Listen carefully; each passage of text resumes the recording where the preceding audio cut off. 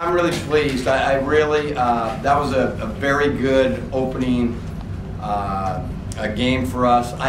It's hard to know because they got so many new players, but as I told the players, you know, that's a Pacific or a Utah State, you know, it's the same offense, it's the same type of players, and it's really not playing, you know, their players, it's playing that system, and that's always been a hard one for us. But I really feel like if they're in our, that was a league caliber of game, and I feel like they'd be a top three, four team in our league, you know, if they were in it. So it was great to open with a game like that and see the kids not panic and stay together and make the plays they had to. They got a little bit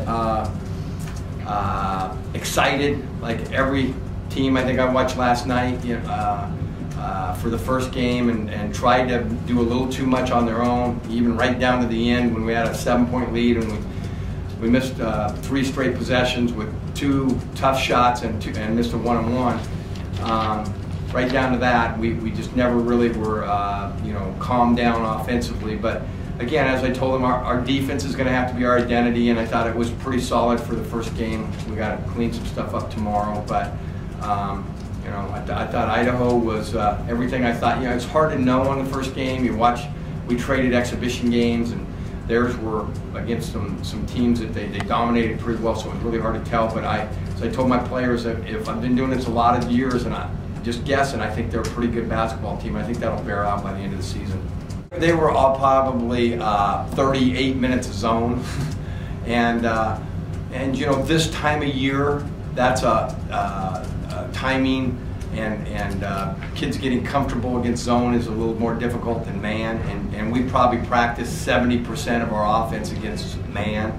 So you know, that's part of it, but we're always going to struggle when it's half court and at the end of the first half, and that's why I have to be careful of reining them in at the end of the game too, because we're best in an open court, and we're best when the court is spread. And you know, even in this game, we scored enough. I mean, we had 69 points, but I would bet that a majority of it was off of our defense, and that's who we have to be, and that's got to be our identity. At the 4-minute timeout, it was 63-59, and our goal.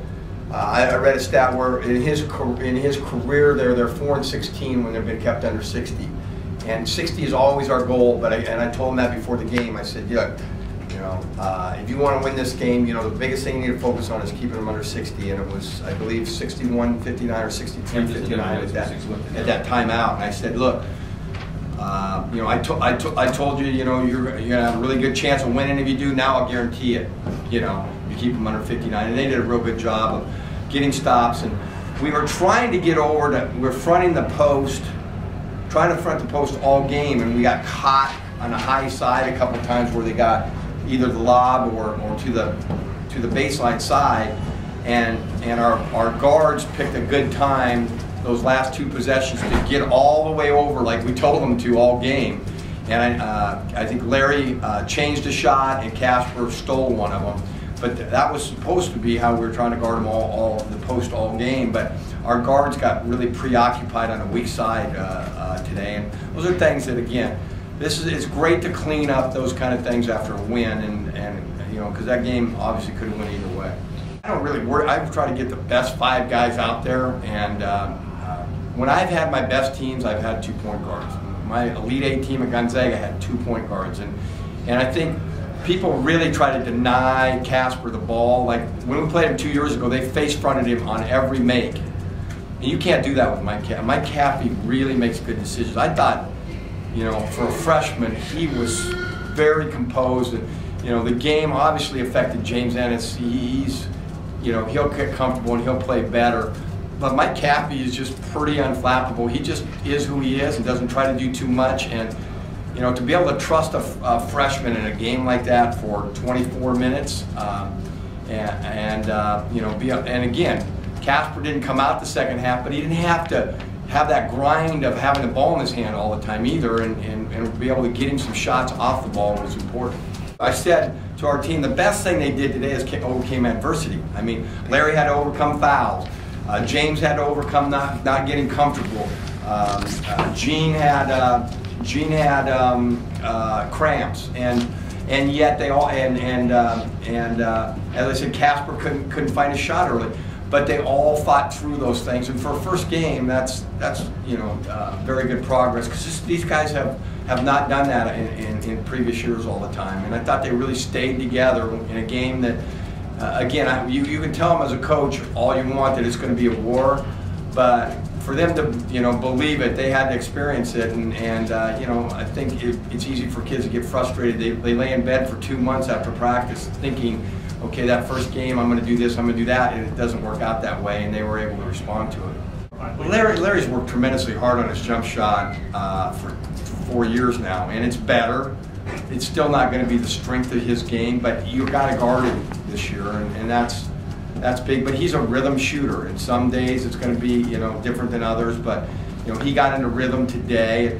Best thing about Larry, and I do think for a game against zone, I thought our shot selection, even though we were 6 for 20 from 3, I thought our shot selection and our patience against the zone when we had to get in half court was pretty good. And only have 10 turnovers, trying to feed it in there that much. That's one thing. Mike Caffey's really underrated. He's our best getting the ball inside passer that we have. Again, there's a lot of good things, a lot of things we've got to clean up. So we need to go in there with a mindset to win. And it'll be a whole different environment, a whole different game, and we know we have to play better than that to beat Pittsburgh, or even just, biggest thing is just go in there. First you got to do is stay in there, because they're going to come in, with like any good boxer, and try to knock you out early. And we just, first thing we got to worry about is hanging around, and then we can worry about winning the game. But the biggest thing is that we will play better. I really believe that. I think the first game, and sometimes it's easier to go on the road than it is to be at home that first game, because there's you don't have those distractions, and you're just worried about doing the right thing instead of pleasing the crowd and trying to do what your people told you should be doing every game. So I think I'm excited, because I think this team is going to play well in these big games this year. Now, playing well probably isn't good enough. We got to play great on Wednesday, and we know that. But I'm excited to see if we can do it.